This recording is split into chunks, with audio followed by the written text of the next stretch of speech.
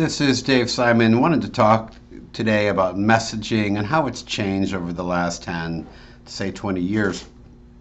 Our culture's really shifted away from a product-based message to a consumer-based message. And it's really important that in your marketing and messaging efforts, you take that into mind.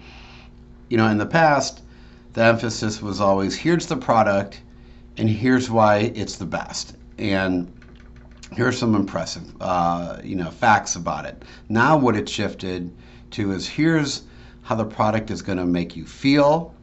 Here's what this product represents. And Apple's a great example of that. I'm sure for those of you over the age of maybe 35, remember when Apple came out with their Think Different campaign, and it had that new, just sleek Apple design, and really had changed the way, the boxy, beigey, PC look had been changed by smooth lines and just a really, great modern futuristic look. And I think futuristic is the key word, and everyone wanted a Mac. I wanted a Mac so bad. I didn't really know much about it, whether it was actually better than a PC. It just looked so cool. It represented something for the public. And we were moving up to the year 2000. We were kind of, future minded at that point. Everyone was excited about the future. Everyone had remembered when they were a kid, what age they would be when the year 2000 came. And the year 2000 was coming, and here's this new, great, sleek computer that represents the future, sort of saying the future has arrived. Again, there was no emphasis on the product. It was more about what it represents. And here's so what I've done is I looked at some messaging of some companies that are clearly people align themselves with these companies because of what they represent. And I chose Nike, Starbucks, Harley Davidson, and Apple, of course. And here's the mission statements of each one of these companies. And just listen to how they actually feature the product they sell, or if they even mention it at all, and I find it's amazing that some of them don't even mention, most don't mention what it is that they're selling. So Nike, for example, their mission statement is to bring inspiration and innovation to every athlete in the world. There's no mention of shoes there. Inspiration and innovation to every athlete in the world. Well, everyone feels like an athlete at some point, right?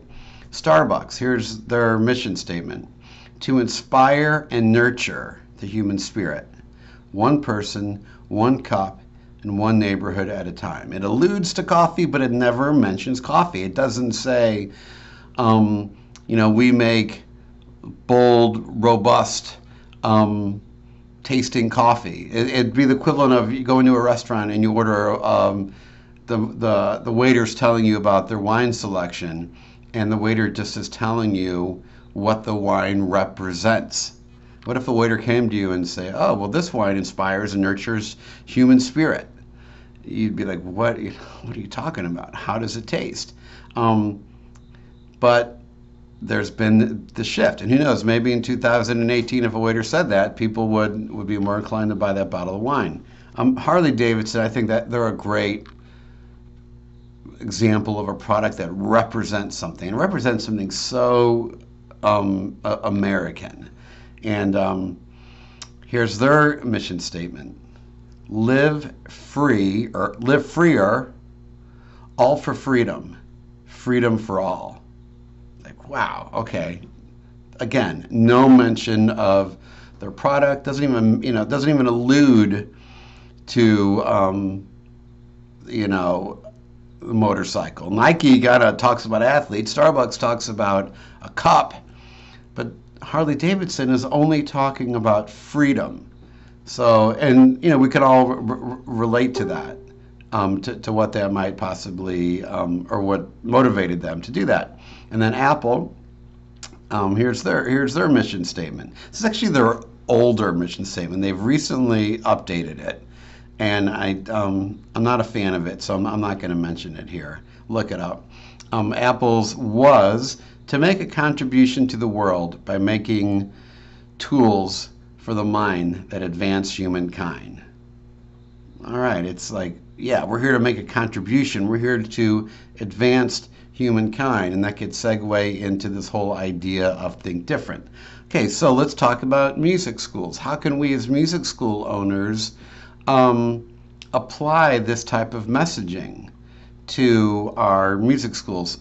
Now, it's important to have a mission statement, not that you're necessarily going to weave it into your actual ads. I mean, all these different mission statements for Nike, Starbucks, Harley Davidson, and Apple, they don't necessarily use this on their websites or in their ads, but they're building their whole brand, their whole identity off of these basic ideas. So in my music school, we're using this idea of music has the ability to transform a child's life. That's sort of our main idea. We're saying, so what it allows us to do is focus on this idea of transformation, and we're prioritizing that over the actual product, the product being music lessons. And that allows, in a staff meeting, for example, we'll talk about that, and I'll say, remember, changing kids' lives, this is the primary goal, our primary mission here, is to impact child's lives for the better. And how are we going to do that? We're going to do that through music. And everything that my teachers are encouraged to always lead with this idea of what am I doing in my lesson today that's transforming a child's life, that's having a positive impact on the child. Lead with that. Let that goal dictate how your lesson goes, and then music is going to be the thing that you're going to use to transform the child's life. So I encourage you to kind of dig deep about your mission statement, to make it customer-centric, to talk about how it's going to make your customers feel, and then how can you take that and build all of your branding, all of your marketing, everything you do in the business, how can it all kind of flow from that point?